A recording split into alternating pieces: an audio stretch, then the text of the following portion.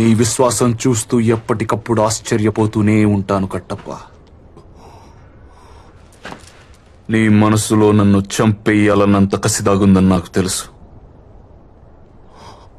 కానీ నీ ప్రాణాలడ్డు పెట్టి నన్ను కాపాడావు. ఎలా కట్టప్ప? నీ వల్ల ఎలా వీలవుతుంది? సరే, ఏ వరం కావాలో కోరుకో, ఏదైనా సరే. ప్రభు, నాకున్నది ఒకటే కోరిక. 25 ఏళ్లుగా దేవసేన అనుభవిస్తున్న శిక్ష ఇక చాలు, విడిచిపెట్టండి.